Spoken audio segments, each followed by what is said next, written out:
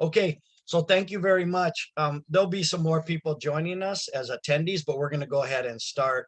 And then I'll do a formal intro and welcome, a very brief one, after Eva's done. So I present you first. Les voy a presentar con Eva Cárdenas del equipo de traducción Somos Sur. So Eva Cárdenas will let everyone know how you can use the interpretation technology, and then we'll get right into the presentation. Muy buenas tardes, good afternoon. ¿Pueden ver mi pantalla? Can you all see my screen? Great, maravilloso. Mi nombre es Eva y mi compañera Carol y yo estaremos interpretando la sesión de hoy. So my name is Eva and Carol, my comrade, we will be your interpreting team for tonight. Los organizadores de este evento están tratando de crear un espacio multilingüe donde la gente pueda ser escuchada y donde puedan entender en el idioma que están más cómodos. The organizers of this event have committed themselves to creating a multi-language justice space where people can be heard and can understand in the languages that they are most comfortable. So para poder hacer eso, estaremos ocupando el servicio o el modo de interpretación por parte de Zoom. So in order to do that tonight, we will be using the Zoom interpretation mode. Aún no está prendido, pero cuando este modo sea prendido, en su pantalla de computadora, si está usando una, va a haber un icono de forma de un globo. So interpretation mode is not on, but once it becomes on, you will see if you're using a computer to get on the Zoom app, you will be able to see an icon in the shape of a world. Si usted está en su celular, if you are in your cell phone, va a haber 3 puntos donde tiene que entonces seleccionar interpretación y elegir el idioma. If you are using a smartphone, you'll see, un momento, por favor. You will see an icon. If you're on your smartphone, you'll see a 3-dot icon, which you must click, and then select language interpretation, and then select the language that you are most comfortable with. Esta interpretación será en español y en inglés, entonces usted hable en el idioma que esté más cómodo y seleccione ese canal. Interpreters will be interpreting from English to Spanish and Spanish to English, so please speak in the language and select the language that you are most comfortable with. Les pedimos por último que una persona hable a la vez para que así no tengamos nosotros que elegir a quién interpretar. We want to remind you to speak one person at a time, and that way the interpreter doesn't get to be in the position of choosing who they privilege over other people. Les pedimos por favor que hablen en voz alta y moderada para que se les pueda escuchar. We ask that you please speak loud and clear so that we may be able to hear you.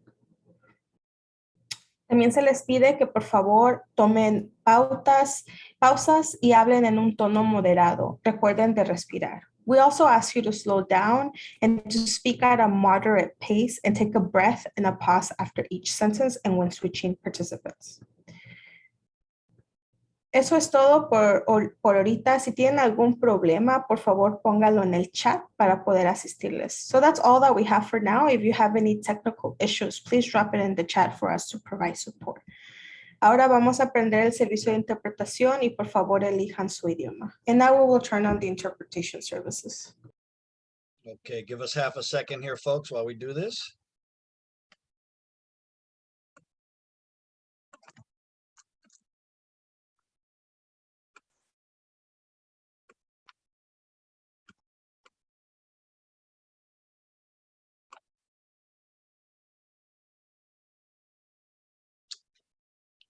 Is that okay, Eva?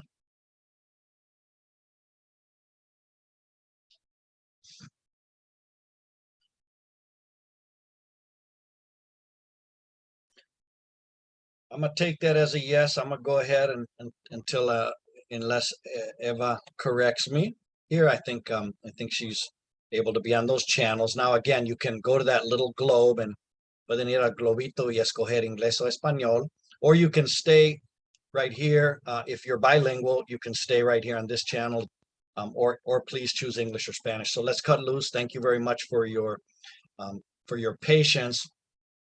So thank you very much for coming. Welcome. My name is Leone Jose Bicchieri. I'm the Executive Director of Working Family Solidarity. And I know many of you, but it's really cool that I don't know some of you. And I know that some of the people on this call and a few who can't get on quite yet, they'll get on shortly, are residents of various neighborhoods in Chicago, Little Village, Pilsen, North Lawndale, Back of the Yards, Englewood, Gage Park, West Englewood, and other places further south and further west, some on the north side as well. Some of you are staff with some organizations. Some of you are activists, individual activists. And so it's great to have you all. I know many of you could lead this whole program this evening. So we're glad you're with us, and we look forward to working with you to have equitable development. For Working Family Solidarity, actually in our mission statement, it talks about uniting low and moderate income working families, especially African American and Latinx families here in Chicago, to fight together for equitable development. We focus primarily on worker rights and creating more good jobs for people, but then we also look at the housing needs of those same individuals and families. So really thrilled to have you with us. We have a great panel. We look forward to staying in touch. I'm going to just let you know we will have the panel presentation, 15 minutes each. We won't have questions and comments until after the last panelist, but please put in your comments or questions at any time. You can use the chat function. There's a little question and answer function, depending on the technology your computer has. You can put it in there and I see them. So, and then after the last panel, we'll go back through and we'll go ahead and ask those questions and comments so that you can have a chance to be heard, or in a sense to be read, because you'll be writing them down in the chat or in the question and answer. So we're going to start with someone that I got to know years ago when we were both working with different organizations. We were each with a certain worker center here in Chicago. I got to know this brother, Chris White, great person, great heart, dedicated organizer. Really happy to have found a way to work with him again. So our first panelist will be Chris White, and he's an organizer with the Alliance of the Southeast. And Chris has been the main point person pulling together the Citywide Equitable Development Roundtable, which we at Working Family Solidarity are proud to be members of. And we want to do all we can to support that really important effort. So we're going to start with Chris White's presentation. Take it away, Chris. Thanks, Leone, for the warm introduction. Thanks so much for having me. Can everybody hear me okay? Yeah, okay. So, and can everybody see the screen? So, hello, buenas tardes. My name's Chris White. I have the somewhat newly created position as the Citywide Organizer for Alliance of the Southeast, or as we like to call it, ASE. ASE is the convener of the Southworks, of the Coalition for a Southworks CBA, and of the Citywide Equitable Development Roundtable, which I'll be talking about. First, we mostly formed out of the battle for a Southworks CBA. CBA stands for Community Benefits Agreement. This big piece of land right on the lake is the size of the loop, and it has been empty for some time now. It used to be the Southworks steel mill site. And a lot of what ASE has done has started around supporting community leaders to fight for benefits from this land, that whatever they put there eventually benefits the community, does not push out the community. So we have a coalition. It covers these areas in the Southeast. One point I want to make is we have a strong ethic of collaboration and coalition and not competition, right? So some of these areas have other organizations that we work together with and do not compete with. But we've all been working together around demanding that we have something on that land that benefits the community. And through the years of that fight, ASE has learned certain lessons from that. So one thing they've learned, part of what my job is about, is that ASE learned that they are not alone, that these types of fights are happening in Pilsen, they're happening back of the yards, they're happening all over the city. We have also learned that we cannot exhaust ourselves just going project by project. There are so many projects being proposed all the time. Now that the meetings are on Zoom, they're happening at a faster rate. and that we can't only just react to a project, right? So one way of that is that we think that the way development happens in Chicago is somewhat broken and needs to be fixed.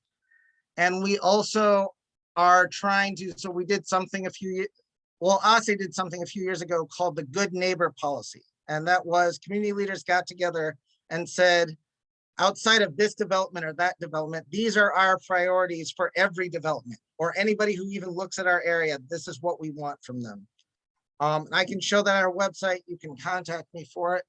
We've also seen a disturbing trend that we feel like some parts of the cities are almost considered what's called a sacrifice zone. So, you know, we were part of the Stop General Iron Coalition, and that was about a polluter that was allowed to operate even though their equipment kept blowing up. But it was also about moving that type of pollution out of Lincoln Park and into the Southeast. And the Southeast already has a lot of pollution. It already has a shorter life expectancy. So we're taking a stand against that. We've been meeting with the EPA about it. Another thing we've talked about is displacement. A lot of people in Chicago talk about displacement. I personally, working on displacement, see that displacement is a cycle that has two parts. So when a part of Chicago is made completely unlivable, right? There's no services, nothing gets fixed, all the buildings are empty and the city does nothing, that pushes people out, right? When it's not safe, it pushes people out, right? But then also, what people are more familiar with is gentrification, which means that suddenly a neighborhood that nobody wanted before is hot and people are buying it up for cheap and selling it for a lot and renting for a lot. And we Hey, think Chris? that's two parts of one cycle. Chris, I'm doing Yes. my duty here that Eva, who's translating, said, if you can speak a tiny bit slower to give her Yeah. a chance to interpret. Don't feel bad, join the crowd. This happens to me all the time. Thank you. Okay. And the last lesson we've learned is that the lack of equity is bringing down the whole city. So, funny word, equity. What do we mean by equity? Who, you know, we're not going to take questions right now, but if you could say in the chat if you've been in a meeting where people said the word equity a lot and you weren't sure what they meant by it. So me speaking personally, maybe not for ASE, when I think about equity, I think about three things, right? So we used to say equality more and now we say equity and people ask why. This first picture has three people. They all got an equal box, right? So you could say, oh, they all got the same thing. Just like sometimes we used to give every school district in Illinois the same amount of money, right? But their needs were different, right? So the equal box did not work out the same for everyone. So equity is the idea that we need to look at what the need is and direct resources based on that, right? So in the second one, different people get different amounts of boxes, but it's so that everyone can have the same outcome, right? And then the third idea of equity is that maybe we need a deeper change. Maybe we need a structural change. Or some people say we need not just equity, but justice. We maybe need, in the example, we need to ask, why is the wall there to begin with? Is there a better way for people to access it? The second thing I think about when I talk about equity is that we are dealing with the effects of history, right? So this is part of a quote. I'm not going to read the whole thing, but there's a really great video of this, and I got permission of the author to use it, right? And it talks about the African-American experience, taking a long view of like the last 500 years and talks about it like it's a Monopoly game, right? And so if you've been playing Monopoly for 400 years, but you didn't get any money or properties for the first 400, you're not starting at the same place as somebody else. And then a third thing that I think is important in talking about equity is, I used to work with this guy, John Powell. He runs an institute at Berkeley. And he talks about that we have racial segregation, but we are also have a segregation of opportunity. So John Powell explains that he grew up in Detroit in a difficult period and that he had to run up the down escalator to be successful. And he explains he's raising his children in a wealthy suburb in a different situation, and they're just riding the up escalator. It's a lot easier for them. And that is something that's happening in our society. So what happened before the pandemic is that groups across the city started to get together and talk about development and equity. It stopped for a while because we did not have a lot of staff at the time, and also because of the pandemic meant we had to deal with the pandemic. But we did come up with some shared values.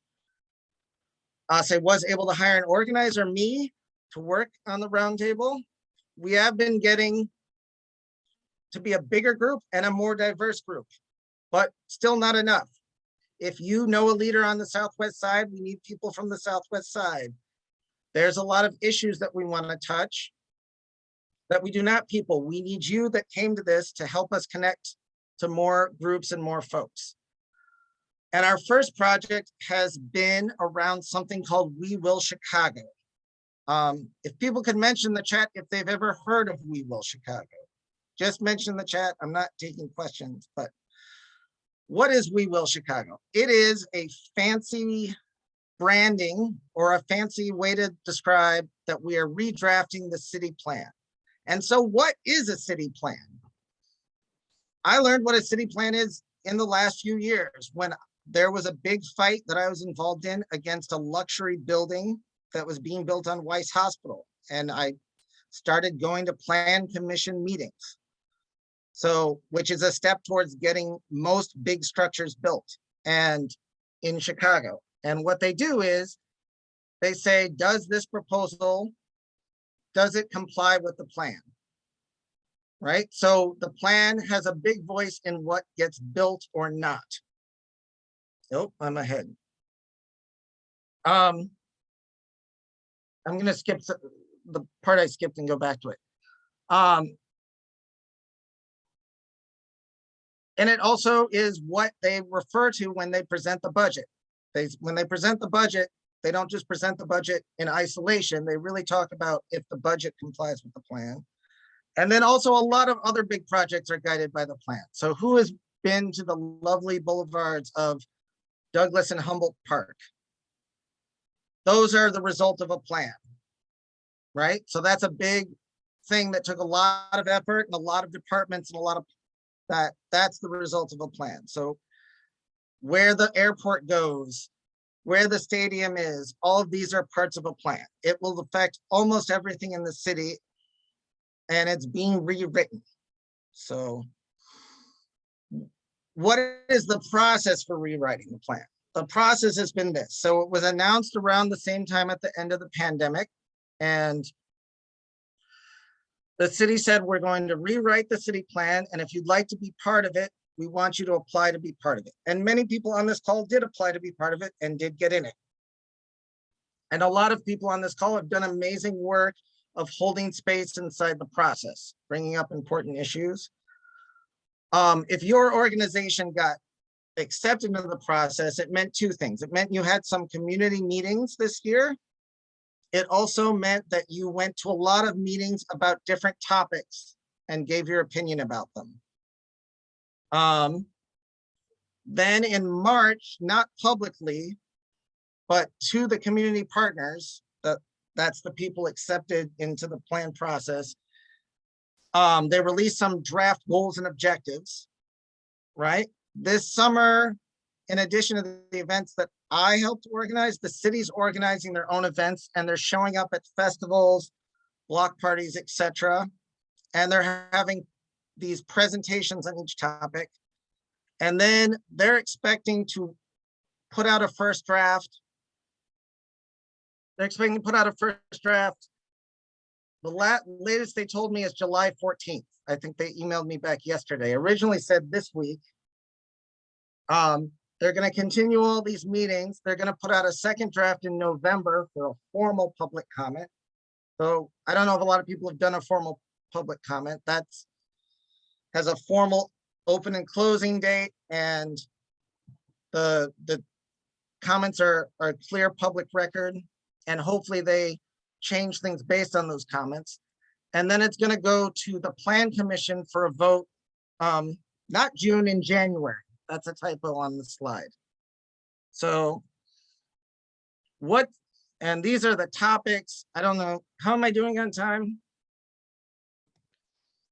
You technically have little, but we can Okay. spare you another couple. So what's been good about this process? A lot of people in Chicago have not felt listened to in a long time, right? So this is better than that. This is better than this is happening, it's done, right?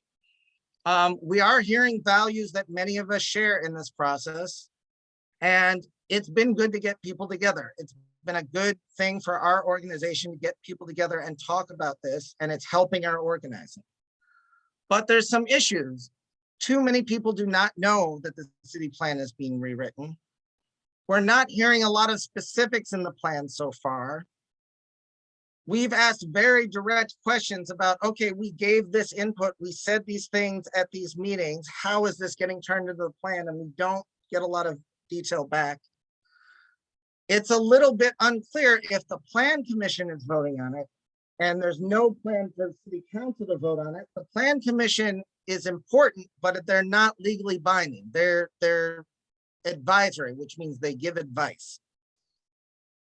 And the other thing we're not quite seeing is we're not seeing more of a plan that we need. Like, we need a plan to close the gap between the housing we need and the housing we have, between the jobs we need and the jobs we have, between the pollution we have and the pollution and the lack of pollution we need.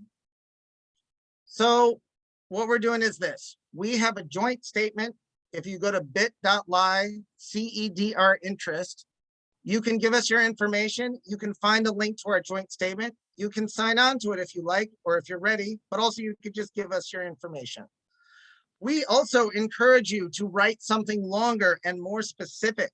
If you're in a fight for the 52 lots in Woodlawn that the city promised for affordable housing, we think you should put that on the record around the plan. And so you can send it directly at these two email addresses. We can follow up with them.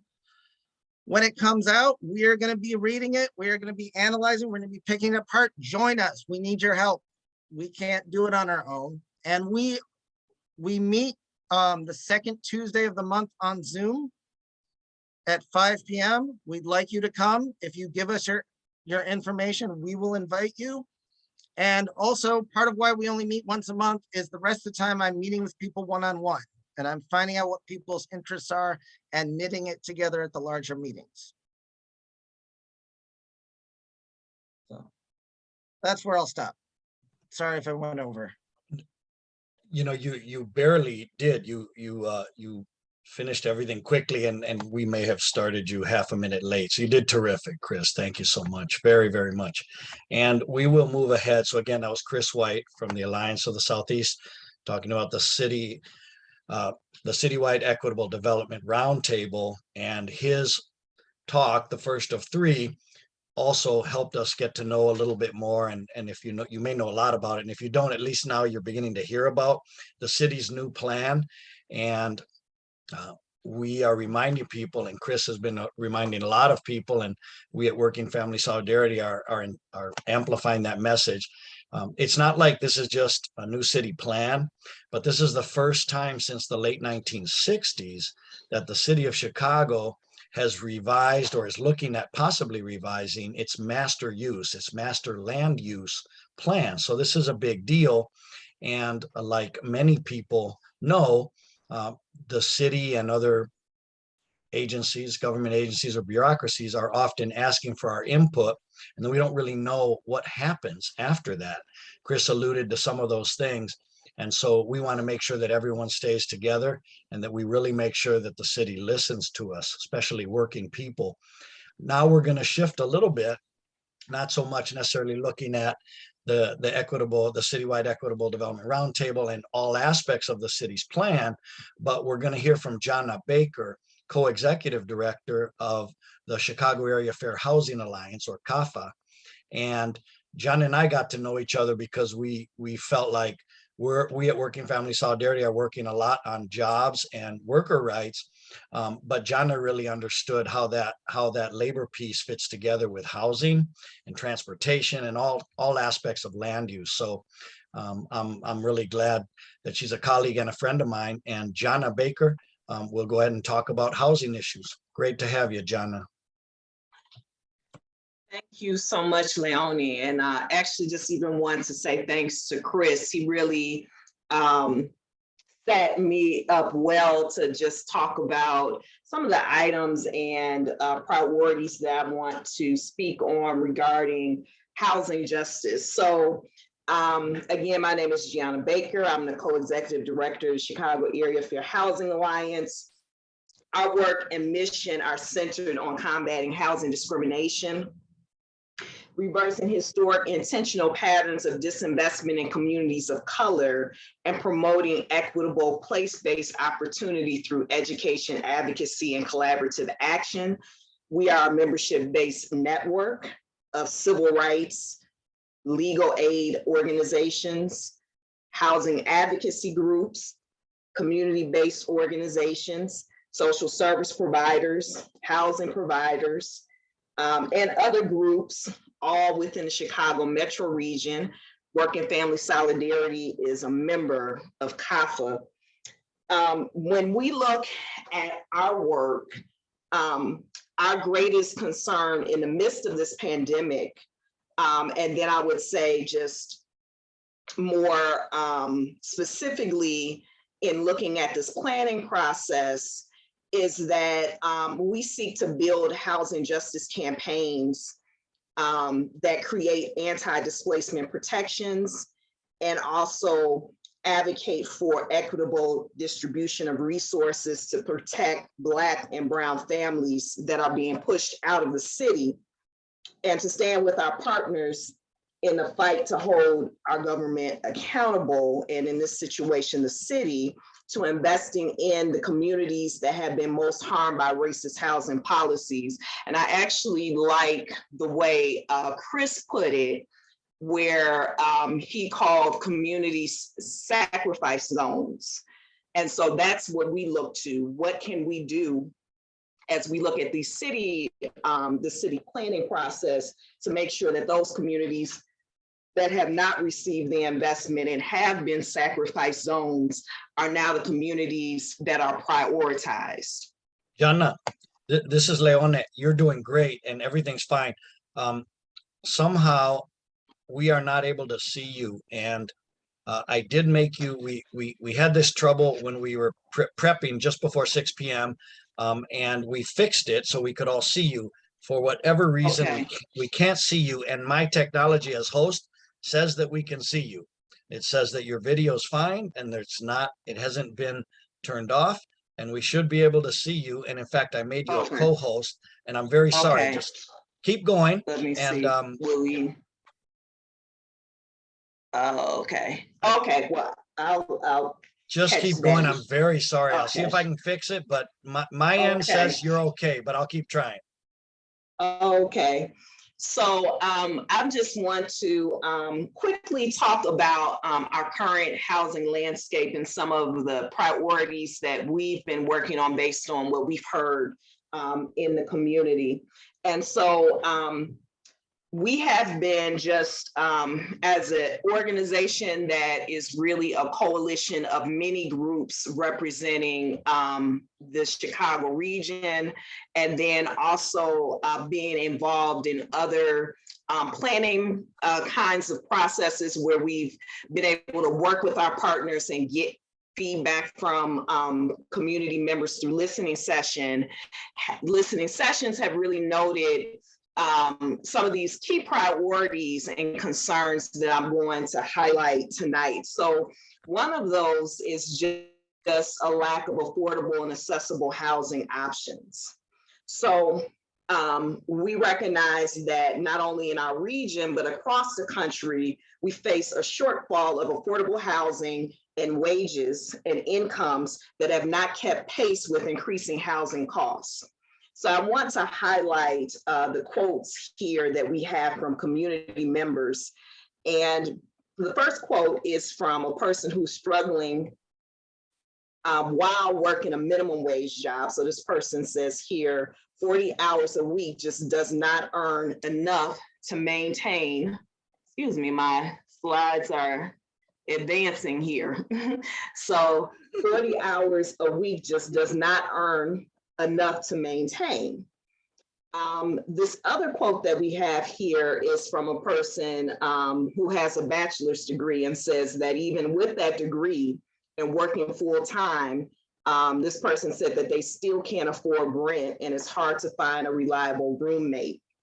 And so with that, we know that there's a scarcity of affordable housing options that become even more dire when considering the needs of people with disabilities, larger families with children, and in particular, Black and Latino households. In fact, 63% of Black households and 54% of Latino households are cost burdened. So what it means to be cost burdened is that these families spend more than 30% of their income on housing. So once they pay for their rent and utilities, they have very little left over to pay for groceries, medical expenses, childcare, and transportation. And these families are often one financial emergency away from losing their housing.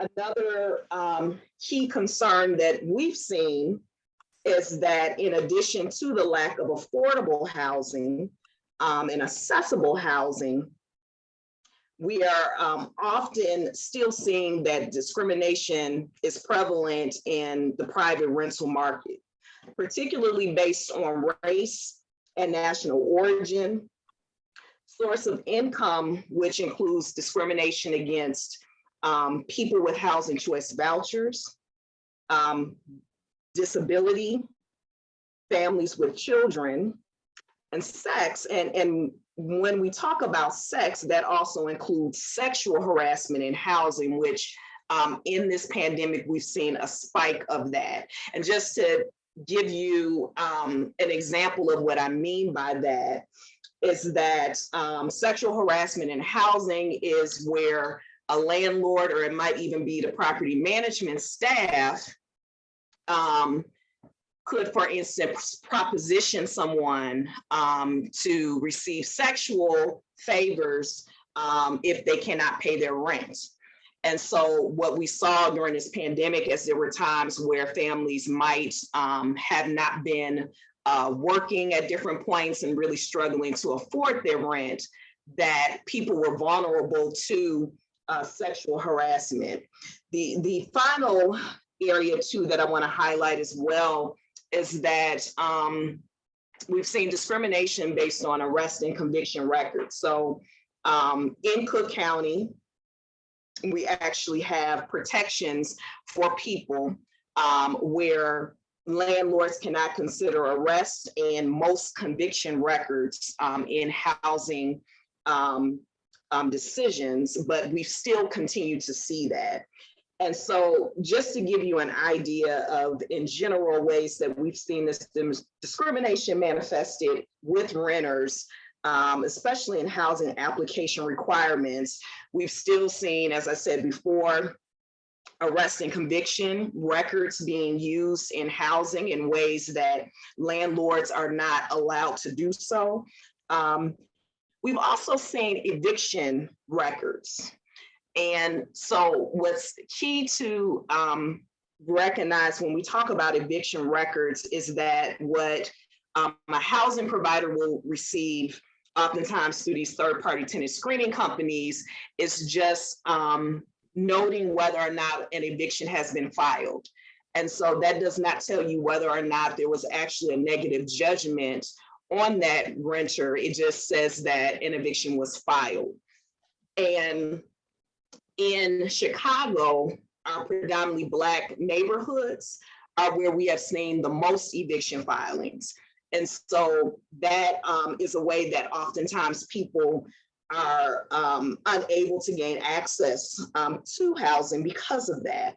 We've also even seen income requirements that are actually in violation of the source of income protections that we have in the city. So all of those kinds of issues have been noted as proxies for discrimination. And even though locally we have protections, making it illegal in different cases, we still see many landlords continuing to discriminate against people, especially when we look at what takes place with application requirements. Now, with that said, also just want to highlight that another area of concern for us is, as we've talked to our partners and then also people directly impacted by housing instability and discrimination, we've seen a connection between vulnerable populations, the increased likelihood of residing within unsafe and unhealthy housing, and then a decreased likelihood or power to report such issues. Housing conditions that we've noted include the lack of property upkeep and maintenance, leading to health issues, especially for children and seniors, lead poisoning, insect and rodent infestation, plumbing and heating issues, and safety and security issues. And what's particularly troubling, and especially when we're talking about vulnerable populations, which we look at as those who may have an eviction record, who might be undocumented or mixed status families, people with arrest and conviction records, because oftentimes they may have already just struggled to just get a place to live. Once there are these kind of unsafe housing conditions, they don't always feel that they have the power really to report those issues. So with that said, I just want to quickly go through some advocacy priorities that we've outlined in regards to housing. So equitable investment, distribution, and access to affordable and accessible housing. So when we're talking about that, one area of focus for us is targeting federal and local housing resources to meet the needs of extremely low-income households. And what's key is, oftentimes when we talk about affordable housing, the question is affordable to who? And so that's why we think it's so important to focus on those who are extremely low income, because oftentimes, even with some of our federal resources that we have, that's targeting families who are outside of that extremely low income category. And so we still have those families who may be like seniors living on a fixed income, maybe people who have Social Security income or Social Security disability income, or just even people who are working on a minimum wage, or maybe even an individual who doesn't have any income at all. And so those are people who often we see as a gap in terms of meeting housing needs. The other thing I just wanted to highlight as well as we look at affordable housing is the equitable distribution. And I say that because historically, predominantly white communities in Chicago have used aldermanic power in land use and zoning decisions to exclude affordable housing. So in these communities, oftentimes people are very fine with affordable housing for seniors. But then when we talk about other affordable housing that's not going to be seniors, we've seen that housing blocked. And so what we have said is that there's a need to change zoning and land use decision-making to center community voice and then also racial equity. Another thing that's very important to us as a priority is making sure that we are holding the Chicago Housing Authority accountable. So the CHA is the largest landlord in the city of Chicago. And the problem that we see, and just want to also highlight that we're an organization that works with voucher holders. And one of our greatest concerns is that we need the city council to actually hold the CHA accountable. And so one step for that would even be to require the CHA to, on a regular basis, report to the city council. Because even for us, from an organizing lens, we have a lot more power in terms of moving our aldermen in terms of holding the CHA accountable than trying to go to the CHA. And so we really want to see that changed. Another thing I'll quickly highlight in terms of equitable investment into infrastructure and transportation. I think Chris kind of mentioned this, but again, prioritizing those neighborhoods. So Black and brown neighborhoods that have historically had a lack of private and public investment. So again, as I had said earlier, we see housing discrimination rampant. So the ways that we think are important to address housing discrimination is to make sure that we're enforcing fair housing laws by increasing funding to the Chicago Commission on Human Relations so they have more capacity for taking on investigations. And also, we think it's really important that any developer who is receiving funding from the city should be held accountable to actually fair housing laws and affirmative marketing. So that's marketing that targets those who are underrepresented. And so that's key to us because if a developer is not moving forward with fair housing laws, then we think they just shouldn't receive the money. That's the money from the taxpayers. They shouldn't get it. Another area that we think is key as well is proactive building code enforcement. So we are a part of the Healthy Homes campaign. And what we're seeking to do with that campaign is one, to make sure that the city moves to a place where there are regular assessments taking place at building units. So what happens right now is that oftentimes building code enforcement goes to buildings based on people reporting concerns. And we all know that oftentimes people are not in a position that they're going to be able to report that concern. Again, just thinking about the different ways that communities that we work with, a person might just have had so many struggles to even find a place to live and may be afraid to then report an issue that they see in their home. So we want to make sure that the city is proactive in going out and assessing building units. But in addition to that, we want the city to create a process for registering units and landlords. And even for landlords to participate in that process, having them pay a nominal fee.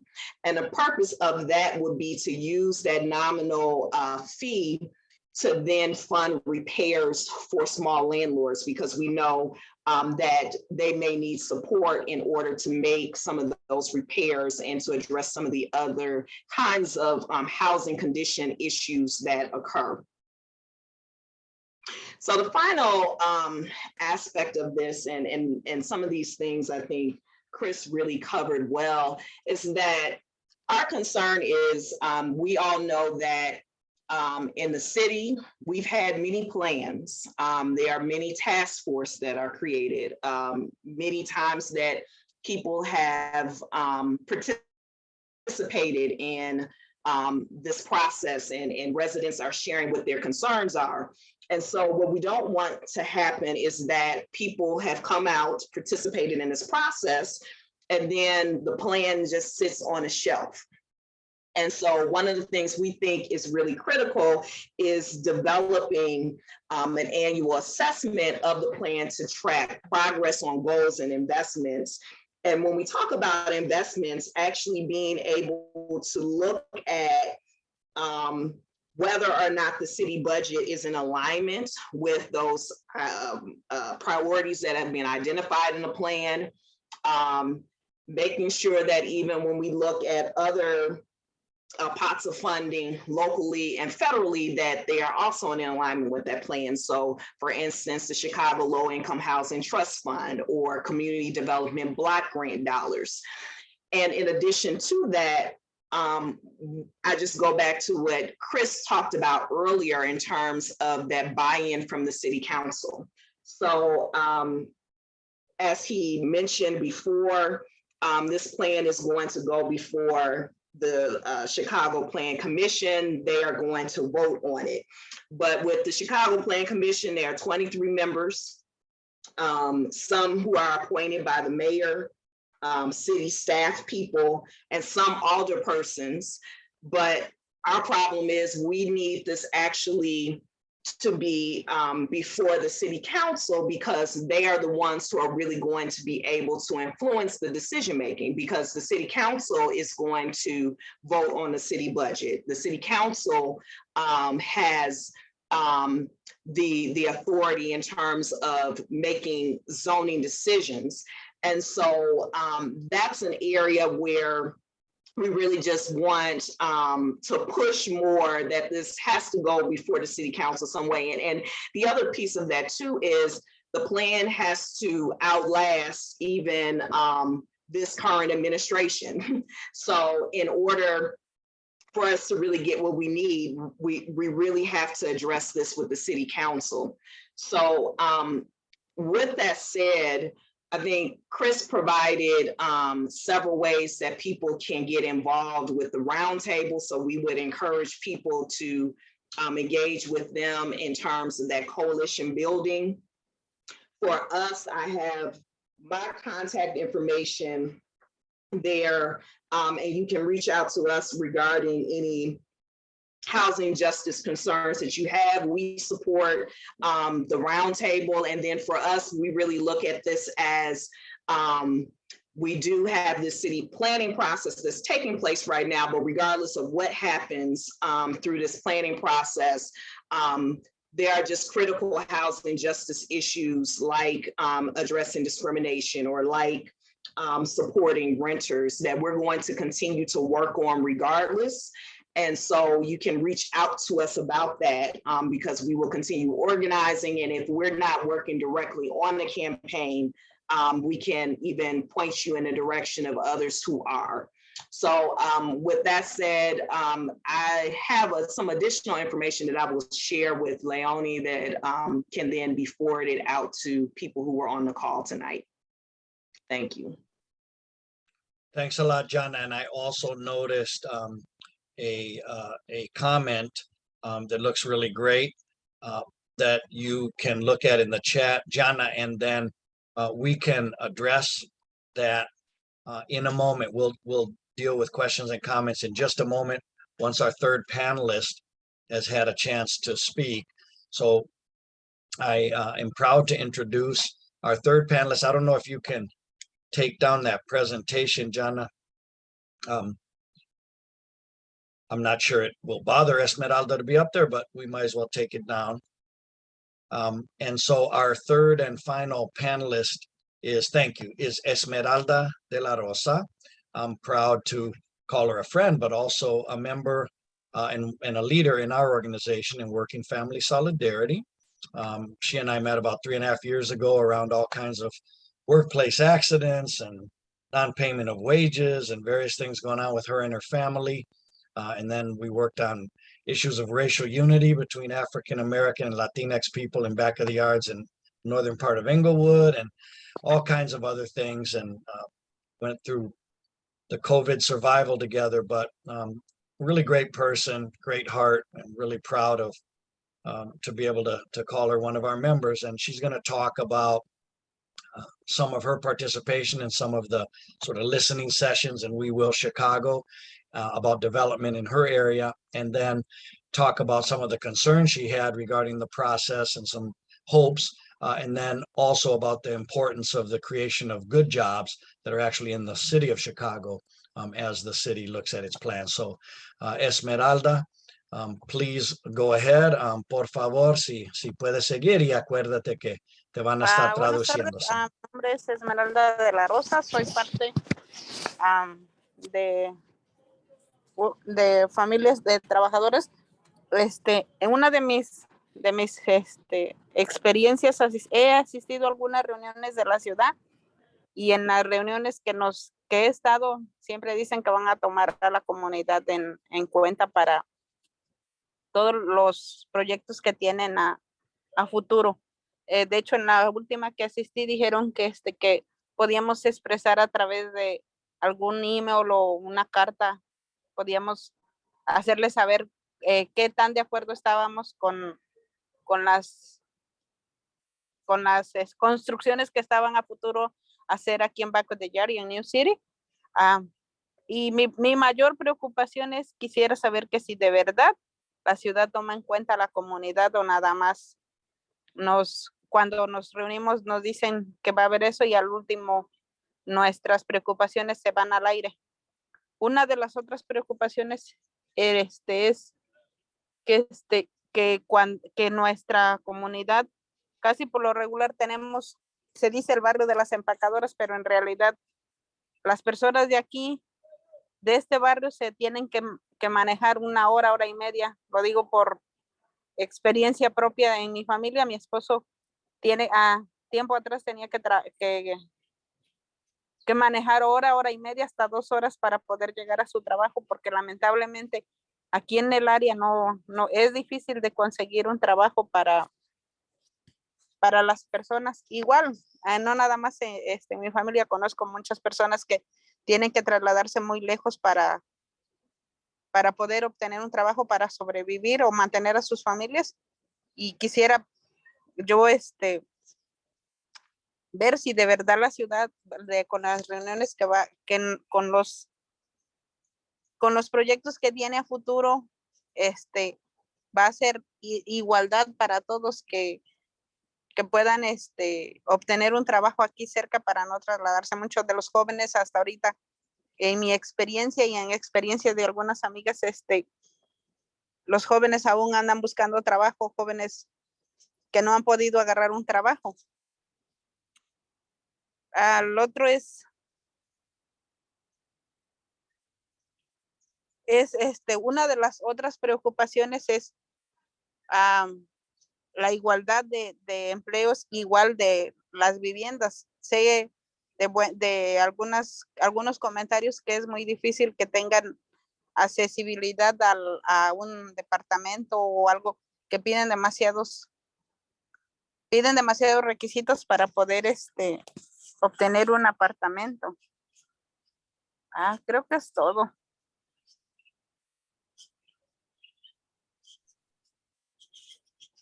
Ok. So, mira, yo te pregunto algo, nomás para que tengas unos minutos más, y después vamos a, I'm sorry.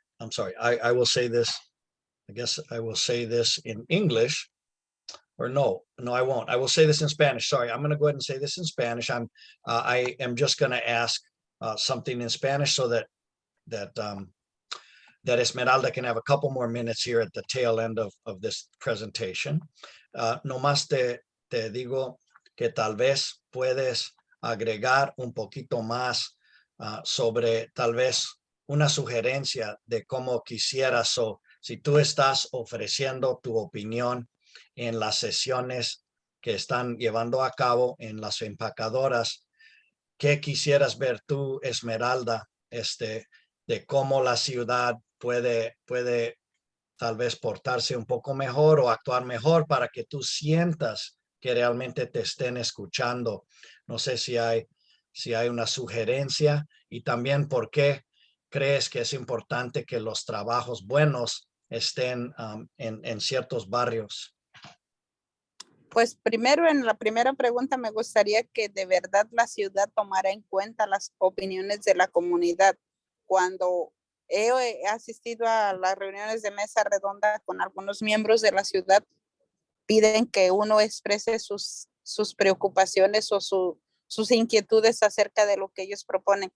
Quisiera saber que si de verdad la ciudad escucha nuestras preocupaciones y que los proyectos que traen van a ser como para que la gente de nuestro barrio tenga oportunidad de agarrar un buen trabajo. Lamentablemente, hasta ahorita yo no he visto nada de eso. Las propuestas a las que yo he ido es acerca de los nuevos proyectos que traen para acá, para Baco de Yar, pero hasta ahorita ya no he vuelto a oír respuesta o quedaron que nos iban a avisar a través de un correo electrónico que sí estaban de acuerdo con lo que uno expresaba de las preocupaciones y de los trabajos. Hasta ahorita yo no he obtenido respuesta ni he estado checando y he estado pendiente de las reuniones. No directamente, no he podido asistir a las últimas, pero sí estoy al pendiente de eso, pero no he visto respuesta. Me gustaría que los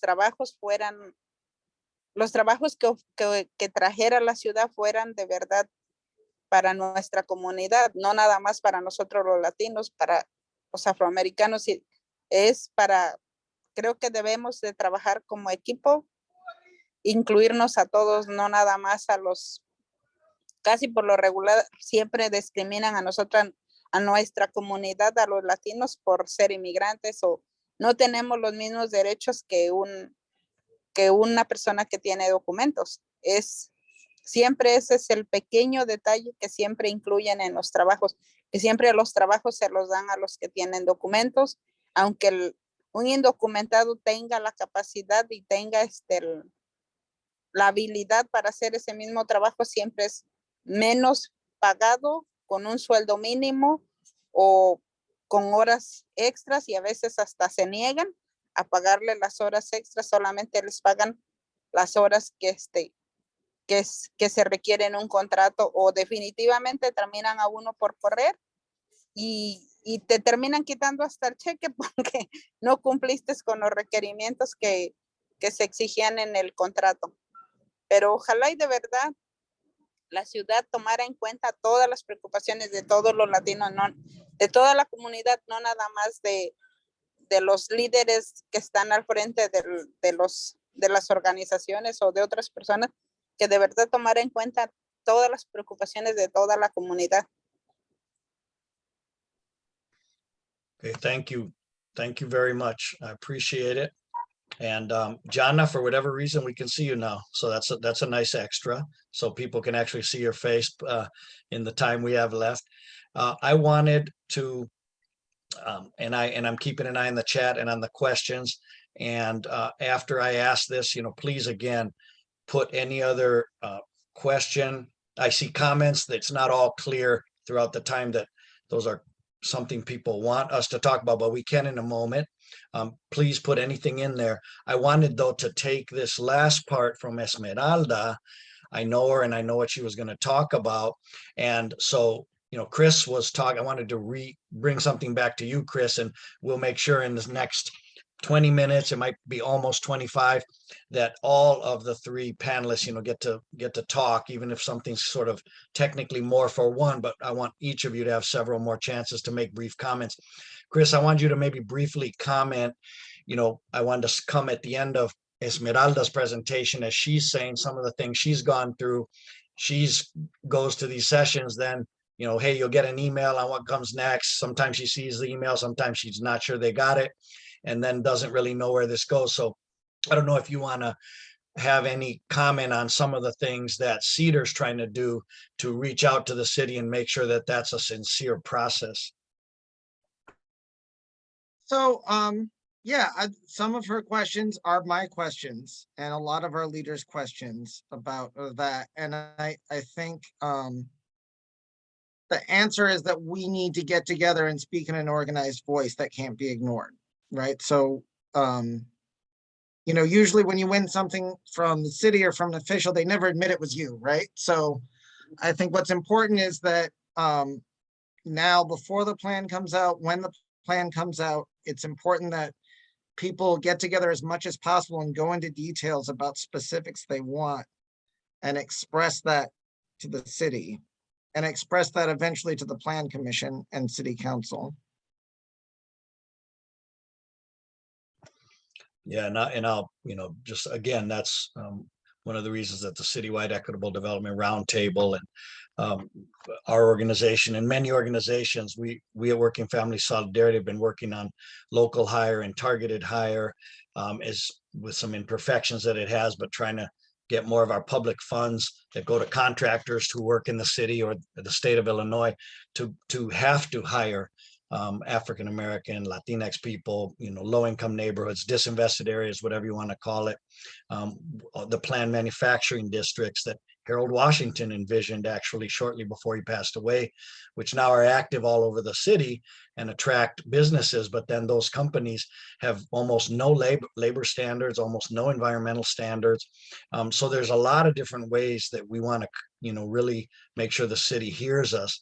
And Esmeralda, I know, because we work together, she is continuing to go to these sessions, even though, again, she's a little bit concerned, but, she wants to go back to the sessions and tell people this is why we're concerned and hold them accountable and say, hey, where have you been, right? And so we got to keep working together on this. John, I wanted to raise a question with you. You touched on it, but it just feels to me like a major issue. And maybe it's something that we can push, through CEDAR and through a lot of ways, but with the city as it looks at this land uses, I think there's an argument to be made that until the Chicago Housing Authority is no longer this independent mammoth that, mastodon from prehistoric times, it just kind of runs around doing what it wants. It's accountable to no one. And I don't know if you want to say a word or two about that, or maybe another aspect that you didn't get to talk about in terms of what we need to push the city to do as they redo this master land use, looking at housing. Yeah, so I think I would kind of just pick up on some of those things that I talked about earlier. So I think the greatest challenge that we often look at in terms of holding the CHA accountable is that they have a moving to work designation that just gives the CHA more flexibility. But going back again to just, that's why we really need that a requirement for the CHA to actually report out to the city council. And because that's not happening, it makes it very difficult in our work in organizing and then even as advocates to actually hold the CHA accountable, because we're always kind of dealing with how do we best address that when they have this moving to work designation. But the thing is that if there was a requirement for them to report to the city council, we know how we can really work through the city council to then begin to push the CHA and to hold them accountable and to actually put them in a position that they're publicly reporting out to the city council, and which basically means us too, in a regular manner, so that we can really just kind of start that process of holding them accountable. So I hope that kind of answers your question a bit. Yeah, and with the time we have to kind of just at least addressing it somewhat. I don't know, I think you panelists, just because you can probably read fast and I can speak, but Maya has a couple of things in her last several comments. I don't know if anyone wants to touch on any of these. She's talking about, isn't the problem that the well-paying jobs or better jobs brought to Black and brown neighborhoods based on how we pitch the private major corporation? You can see that first one. She talks about a Mariano decline a grocery store in South Shore. She asks, are the city's one summer job programs geared toward youth working in the community they live in? And I'm not sure that any of us have these answers, so we might not, but just I want to make sure we're seeing these comments. She asks about the Cook County Land Bank. Isn't it incorporating Black and brown contractors living and working in their communities to bid on rehabbing certain buildings, and so on. I don't know if If anyone wants to comment on any aspect of those questions, they're sort of somewhat questions, somewhat comments, they're good ones. Or maybe comment on looking at, so one thing I'm seeing through that is development is running through this, right? Who's getting money to develop what? And at least one thing I can say, and maybe give others time to see if they want to comment on any aspect of this, is I think that one of the difficulties is if you look at many of the areas, I live in Pilsen with my family, so 10, 12, 15,000 Latinx families have been driven out in the last 15 years, and we're sort of holding on, seeing how the value rises. But much of the game is in land value and property value, which is not natural, right? It's human made, and we all decide that land has a certain value, then we decide to live there, you have to pay more, and so on. So one of the things that and again, I don't think it addresses like all of your concerns, but just looking at the development running through it, like some of these corporations, they're just not going to go to an area unless they think they're going to make some money, right? And we in our organization, we're not ready to accept that. Like, oh well, it's your money. At some point, whether it's a public-private venture or where the city, we pay low and moderate income families, we pay a disproportionately high amount of all taxes, gas, food. Every time you pay your utility, it's not just income taxes. And so we pay so much, and so much public funds are out there. They need to be turned into good jobs. They need to invest in areas whether there's a quote unquote return on their dollar. And if we wait for private investors, you see all those empty lots, folks own them and they're just kicking it for years and years and years until the property value gets to the right level, and then they're going to sell or develop it. It's not going to be something developed for us. It's not going to be for Black and brown folks. It's going to be for someone else. It's going to be a condo. And so I think you're touching on really, really important things. And for one of the things that at Working Family Solidarity, and I know a lot of other organizations with the Citywide Equitable Development Roundtable and other ways groups have been working for a while for equitable development, is we somehow, we need to invite companies into certain areas and we can give them a break, but what do we get?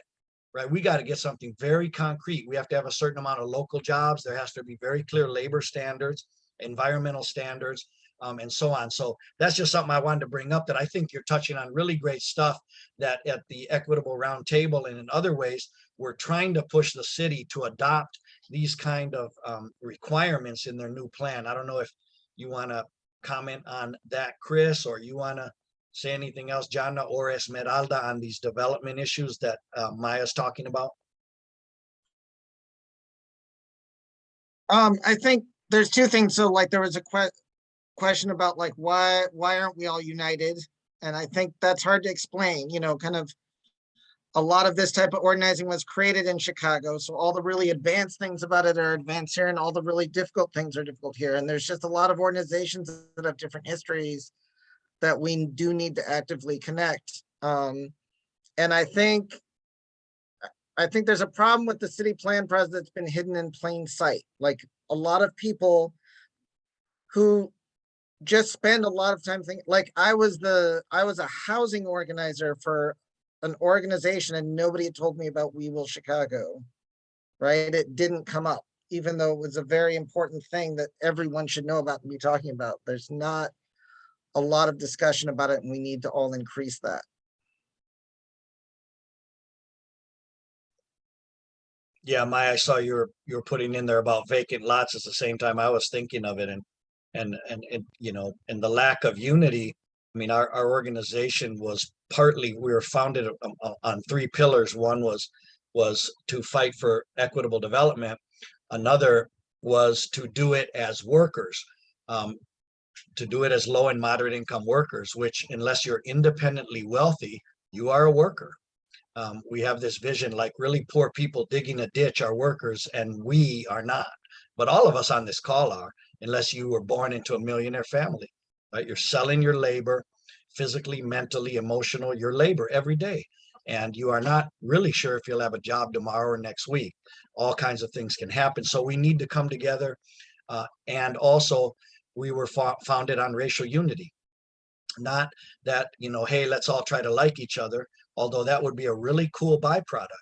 But part of it is let's be intelligent together, right? And for us Latinx people, what I tell my people is if Black folks aren't doing very well, we're not going to be doing very well. So let's be smart, right? Let's support people that are in the same situation as we are. We have tremendous power. We have a lot of numbers. But I think that this socioeconomic system has made us feel like we can't unite with other races and other ethnicities. And so that's their way of keeping us separate. Because without that division, we would be very, very powerful and we could make tremendous change. So we always try to keep race in front of us and remind ourselves when we get frustrated with folks from other races and ethnicities, that we remind ourselves that we were not born that way. Someone made us think that way and someone helped us think that way so that we would not unite with those families who are our natural allies. So that's something that we really deeply believe in at Working Family Solidarity.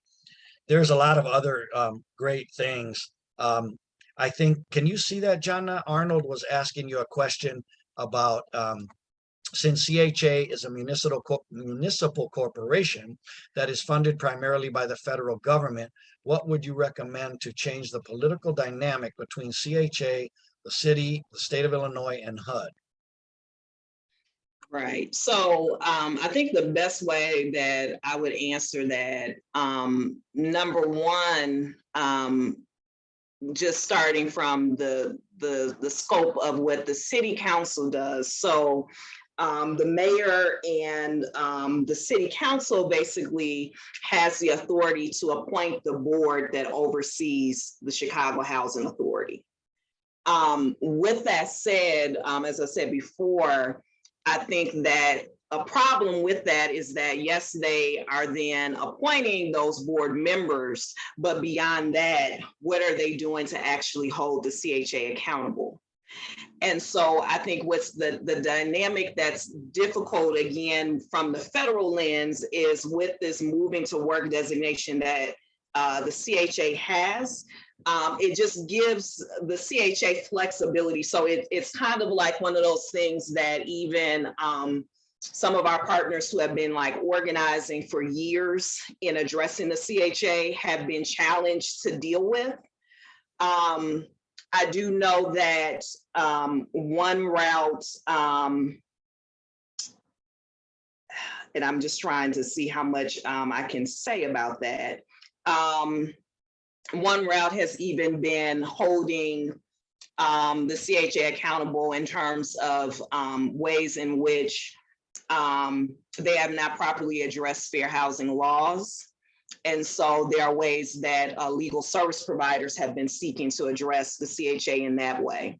But I think ultimately for us, from like a ground level of looking at the work that we do with voucher holders and then the work that some of our partners are doing in terms of organizing of residents, is that it has to be that, again, the city council, because we just have more of a, I think, power to move our city council members than kind of addressing some of the other issues that we see with the CHA because of that designation that they have. So I don't know if that answers it well, but that's what I would say in terms of what we really want to see happen with the CHA.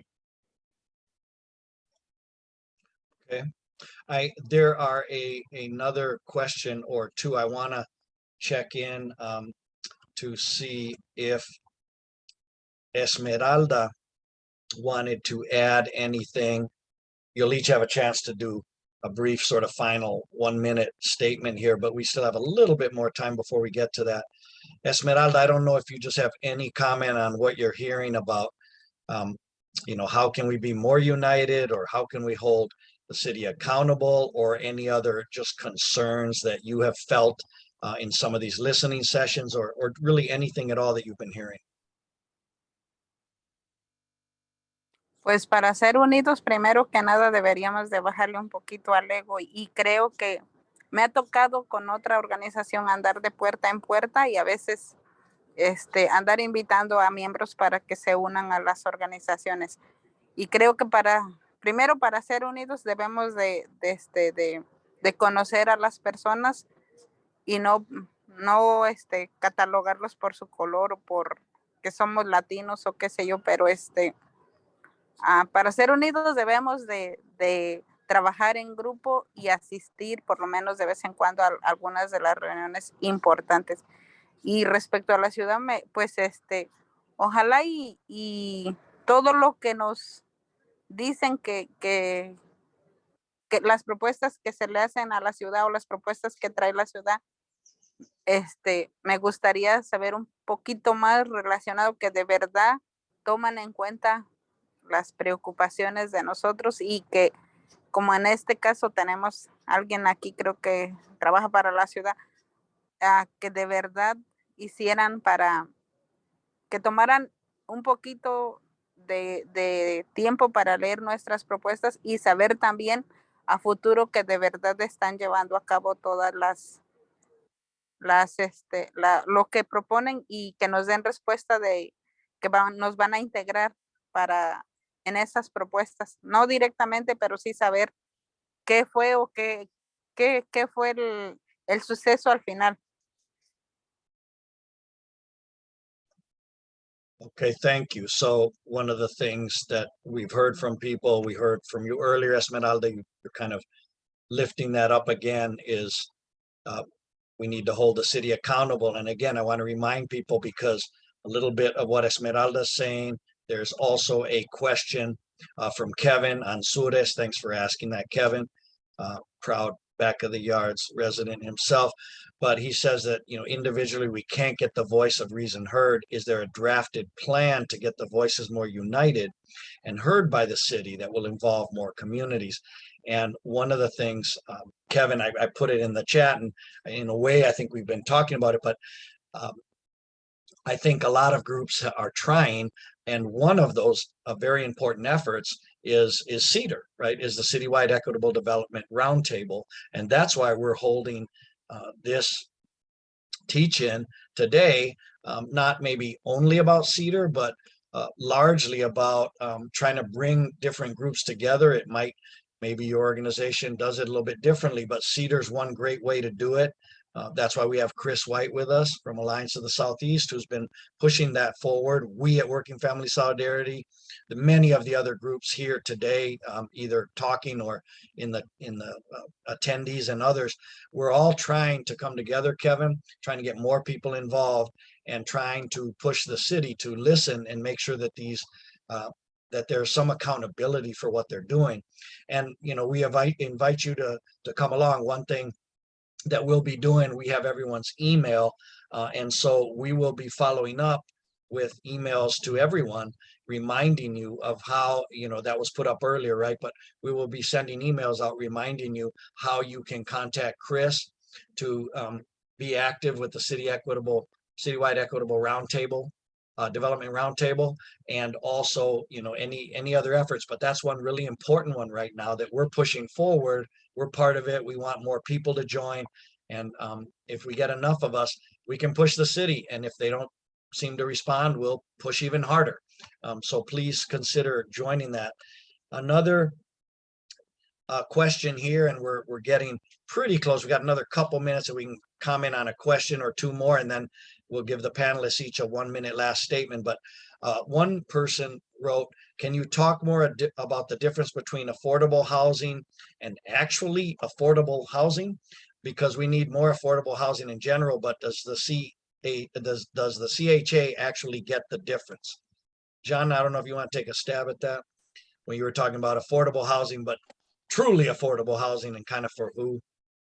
Yeah, so when we're talking about affordable housing, means that you are not paying any more as a household of your income, 30% of your income on your housing. What is the challenge, and this goes really beyond the CHA, but oftentimes there are projects that are financed, whether it's federal or local funds, that go to people who, when we talk about affordable housing for them, they just have more money than some of the families that we're talking about. And so an example of that, we usually say things like extremely low income, because that's going to include, I think, for maybe a household of like one person, that might be someone who only makes maybe around 22,000 or so. I don't have those numbers right off, but those individuals who may be living on fixed income, those individuals who are living on a minimum wage. And so that's what we talk about in terms of where that affordable housing needs to be targeted. But oftentimes it's targeted at people who are like 60% of area median income. And I'm sorry, like for some of those pieces that are technical, I can't think of exactly what 60% would be right now, but it just means people who are at a higher income threshold. And so that's where that money is going. That's why there's that challenge where we will hear about, oh, there is affordable housing. But then the concern is always, is it affordable to those who are the lowest income households? And that's where the problem is. And that's where we need like deeper funding to go towards those families, because we have it sometimes for those who are at a higher income threshold. So they're paying no more than 30%, of their housing costs, but they've got a little more money. We're talking about people who are at the lowest end. And so they're in that position that just to get a place to live, they're paying more than that 30%. And then that goes back to, again, where you are in those challenging situations where once you pay that rent, you may not have money then to be able to afford groceries. You don't have a situation where you can even afford to have a medical emergency, because that completely just locks you out of being able to pay. And so hopefully that gives you a bit of a sense there, but that's what we're talking about. Thank you very much. There's a whole bunch. Yeah, hey, Maya, I think, so Chris beat me to that. And actually, let's see. Oh, Maya, so you said Esmeralda's comment, and Chris said, well, he put it again, but he actually put it earlier. He put affordable housing is not accessible. It's too expensive. That's what, and thank you for asking. That's what Esmeralda was saying. We're unfortunately going to have to end soon to respect everyone's time. But again, we hope that this could help us to all think a little bit. A lot of you have tons of really important experiences and have a lot of great things to share. It's impossible to do it in a 90-minute session, but what we can do is stay in touch. Again, we will send out, Chris has put several times in the chat ways to stay in touch, ways to learn more about CEDAR. We are going to follow up with information from the panelists and from Working Family Solidarity, just how you can stay in touch, how you can get invited to other things, how you can keep having your voice heard. And make no mistake about it, we at Working Family Solidarity and in general, we respect any process that the city does, but we are in no way afraid to criticize it as harshly as it needs to be criticized. So we're not here trying to be an apologist. The city didn't ask us to do this. This is us. And, we're not going to get what we want in that plan unless we fight for it, period. And if we think it's just going to be going to a session and raising your hand and saying, we sure hope you give jobs to everyone, and someone saying yes and go home. If you do that, don't even waste your time going. Just stay at home, relax, watch a baseball game. If you're determined to fight for something, we really are going to have to we can be polite about it, but we can fight really, really hard. And we really can't take no for an answer, because the answer is going to be, we heard you and we're doing the best we can. Thank you very much. Right. So, and that's not good enough. And they need to know it's not good enough now, not when they're done. So, and I think we have a lot of people that want to do that. Let's just try to figure out how to do it together. And we are now going to have each panelist end with a 1-minute statement on whatever you want to say, really, to close this out. And then I'll just give us a quick closing. Why don't we start? We'll go along how the panel went. So let's start with you first, please, Chris. I just really appreciate this time to speak to everybody. you know, I think one organizer said, there's no justice, there's just us. So, you know, there's lots of reasons why we're not more united. We need to overcome that. And part of the history of Cedar is that we don't agree on everything and we can't all do the same things, but we get together and figure out what the connections are and what the interactions and what the intersections are and develop those. And that doesn't happen without you joining us. Thank you very much, Chris. And Gianna. I think I would just close kind of with similar sentiments, but I think what's key and really critical here is focusing on the coalition building, because we have to build the power to get what we need for our communities. And again, what's key to all of this is that the city, they're always going to have a planning process or a task force or some committee. But the thing that is important to us is that making sure that those aren't just plans that are left on the shelf, and making sure that we're actually in a position to hold the city accountable to those things that we have communicated as priorities. So I just would say thank you and hope that people get engaged with Chris's work through CEDAR, and then also feel free to reach out to me too in terms of housing justice campaigns. Thanks a lot, Gianna. And Esmeralda, any last 1 minute statement about anything that's been going on? Anything you want to add before we end? Pues gracias. Igual hay que seguir trabajando y seguir luchando en equipo para poder llegar a un objetivo, y pues gracias por darme la oportunidad de estar aquí. Gracias, Leones, y gracias a todos. Yeah, for sure, Esmeralda. I mean, you know, gracias a ti, right? Thank you, because I know all the hard work. You know, a few weeks ago, Esmeralda called me and said, "Hey, Leone." I said, "Yeah." She said, "You know, there's a We Will session about organizing and development here in Back of the Yards, you know, in a couple of evenings, but I have something with my kids at their school and I can't make it." So she said, can you be there, you know, in my stead, right?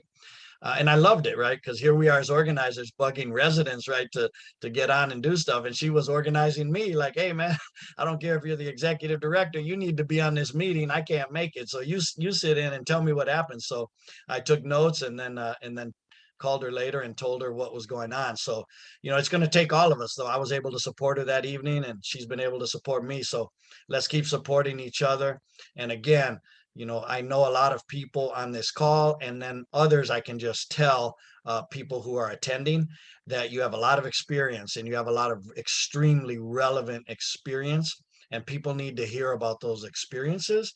And we want to turn that anger that you have and that all of us, I hope, have, and we want to turn that into some really good organizing and make the city, you know, this new master plan, make it work for everyone, not just make bankers, investors, and developers even richer than they are today, but that there's good jobs, affordable housing, and so many other things that we need. So you'll be hearing from us in emails to make sure that you can stay in touch. And thank you so very much for spending a little time with us. Thank you so much to Chris, to Gianna, to Esmeralda, also to Somos Sur, the We Are the South, the interpreting collective. So really appreciate all of you making time, and let's stay in touch. Thank you so much. Have a great evening.